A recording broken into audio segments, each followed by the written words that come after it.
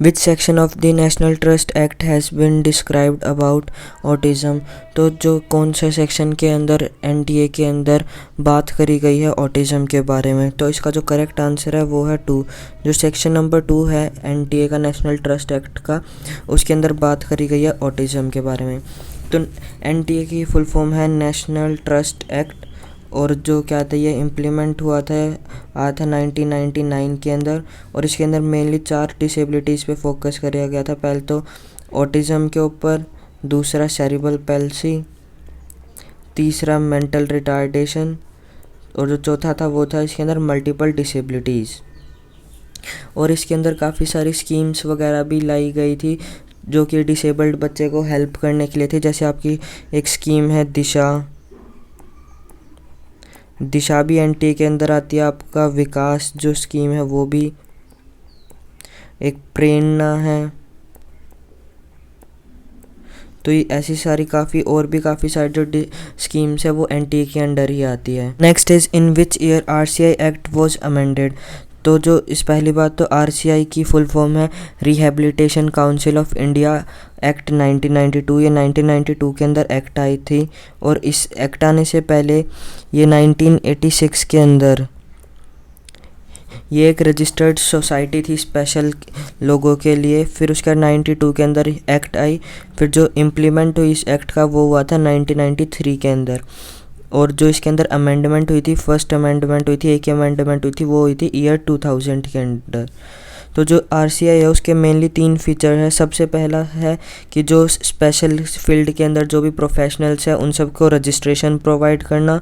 दूसरा जो इसका फ़ीचर है वो है उसका जो सिलेबस है और करिकुलम को डेवलप करना और सेट करना अकॉर्डिंग टू जो नई नई टेक्नोलॉजीज़ आ रही है और जो स्पेशल की फील्ड में रिसर्च वगैरह हो रही है उसके अकॉर्डिंग। और जो थर्ड है जो भी कॉलेजेस वगैरह है और यूनिवर्सिटीज़ हैं स्पेशल की फील्ड में, उन सबको मॉनिटर करना। What is the age group of specially abled children to get free and compulsory education। तो जो फ्री एंड कंपल्सरी एजुकेशन के बारे में बात करता है वो करता है हमारा RTE act, right to education act, जो 2009 के अंदर कहते हैं इसको। जो पार्लियामेंट में जो बिल पास हुआ था वो हुआ था 4 अगस्त 2009 के अंदर। और ये इम्प्लीमेंट कब हुआ था? इम्प्लीमेंट हुआ था 1 अप्रैल से 2010 के अंदर। तो इसके अंदर जो राइट टू एजुकेशन है स्पेशली एबल्ड चिल्ड्रंस के लिए, उसकी जो एज है वो है 6 to 18 ईयर्स। ये किन के लिए? स्पेशली एबल्ड जो चिल्ड्रन है उनके लिए। और जो नॉर्मल चिल्ड्रंस है उनका जो एज ग्रुप था वो था 6 to 14 year. Which act takes the responsibility of guardianship. तो कौन सी एक्ट है जिसके अंदर गार्जियनशिप के बारे में बात हुई है? तो इसका करेक्ट आंसर है जो नेशनल ट्रस्ट एक्ट है आपकी, एनटीए एक्ट 1999, उसके अंदर बात कर रखी है गार्जियनशिप की। तो अब और ऑप्शंस को भी देख लेते। जो इंडियन लूसेंसी एक्ट है वो आई थी आपकी 1912 के अंदर, और ये डील करती थी मेंटल रिटार्डेशन चाइल्ड के बारे में।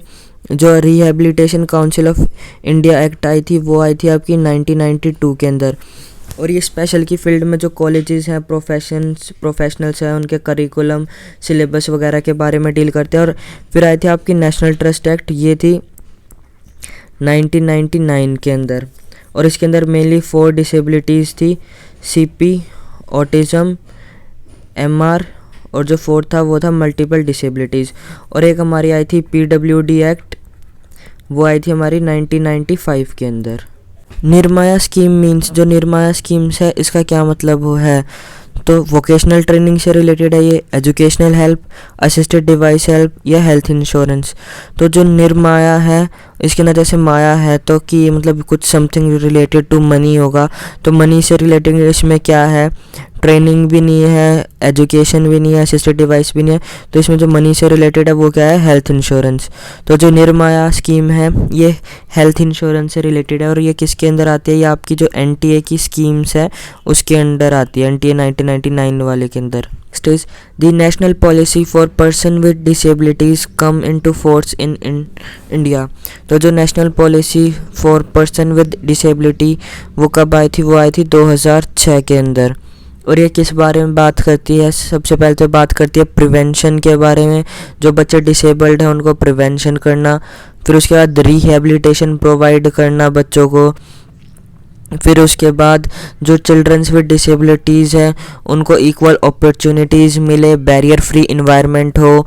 जो वुमेन विद डिसेबिलिटी है उनको स्पेशल केयर दी जाए, उनको मेजर्स वगैरह प्रिकॉशंस वगैरह दिए जाए जैसा। और जो भी डिसेबिलिटी सर्टिफिकेट के अंदर जो भी प्रॉब्लम्स आती थी वो ना आए, जल्दी से जल्दी डिसेबल्ड सर्टिफिकेट मिले और किसी भी इरेलेवेंट पर्सन को डिसेबिलिटी वो ना मिल जाए सर्टिफिकेट। इस RPWD स्टैंड्स फॉर, तो इसका आंसर है right to persons with disability act. तो RPWD कब आई थी? ये आई थी आप हमारा जो 2016 के अंदर। इसके अंदर टोटल 21 डिसेबिलिटीज़ हैं और इसके अंदर जो एसिड अटैक विक्टिम्स हैं उनको भी लिया गया था, और साथ साथ पोलियो को, ड्वार्फिज्म को और कई काफ़ी सारी डिसेबिलिटीज़ थी। Next is which disability is not included in national trust act 1999। तो नेशनल ट्रस्ट एक्ट के अंदर कौन कौन सी थी? एक तो ऑटिज़म था, दूसरा CP थी, फिर थर्ड उसमें मेंटल रिटार्डेशन था, एंड फोर्थ जो थी हमारी मल्टीपल डिसेबिलिटीज़ थी। टोटल डिसेबिलिटी 4 थी। तो अब ऑप्शंस देख लेते हैं, mental illness, autism, mental retardation, multiple disabilities. तो ये 3 तो थी और साथ में इसके साथ एक CP भी थी। तो जो इसका करेक्ट आंसर हो जाएगा मेंटल इलनेस, क्योंकि इसमें नॉट पूछा हुआ है। नेक्स्ट इज़ लूसेंसी इज़ जो लूसेंसी एक्ट आई थी जो 1912 के अंदर, वो किसके बारे में बात करती है? Mental illness, autism, visual impairment या ड्वार्फिज्म। तो वो बात करती है हमारी मेंटल इलनेस के बारे में, और उस टाइम मेंटल इलनेस को और जो मेंटल रिटार्डेशन होते थे उनको एक ही माना जाता था। Next is learning takes place. जो लर्निंग होती है वो कहाँ पे टेक्स प्लेस होनी चाहिए? In the school, outside the school, both outside and in the school, या ओनली इन क्लासरूम। तो जहाँ पे जैसे ओनली आ गया, ओनली क्लासरूम में, तो ऐसे ऑप्शंस जनरली हम सिलेक्ट नहीं करते क्योंकि वो सिर्फ स्पेसिफिकली हो जाता है कि आप सिर्फ स्कूल के अंदर ही सीखेंगे। सेम केस यहाँ पे आउटसाइड द स्कूल की, आप स्कूल के बाहर ही सीखेंगे, स्कूल के अंदर नहीं सीख पाएंगे। और ऐसे ही इन द स्कूल के अंदर कि आप सिर्फ स्कूल के अंदर ही सीख पाओगे, स्कूल के बाहर आप नहीं सीख पाओगे। तो जो इसका करेक्ट आंसर होगा वो हो जाएगा ऑप्शन नंबर C, जो कि लर्निंग आपकी बोथ स्कूल्स के बाहर भी आप सीख सकते हो, स्कूल के अंदर भी सीख सकते हो। तो इसका करेक्ट ऑप्शन हो जाएगा C। Next is which disabilities was not included in the PWD act 1995। तो PWD एक्ट क्या था? वो था पर्सन्स विद डिसेबिलिटी एक्ट। तो इसके PWD के अंदर पहले हम देख लेते हैं, टोटल इसके अंदर 7 डिसेबिलिटीज़ थी। वो कौन कौन सी थी? सबसे पहले थे visual impairment, next is hearing impairment, फिर उसके बाद थर्ड था मेंटल रिटार्डेशन, फोर्थ हमारा था मेंटल इलनेस, फिफ्थ आता है इसके अंदर हमारा लोकोमोटर डिसेबिलिटी, सिक्स्थ हमारा लेप्रोसी, और उसके बाद जो 7 था वो था शॉर्ट साइटनेस। तो इसके अंदर अब हम ऑप्शंस देख लेते हैं। लर्निंग डिसेबिलिटी, मेंटल इलनेस था इसके अंदर, लेप्रोसी क्योर्ड पर्सन भी था, लो विजन भी था।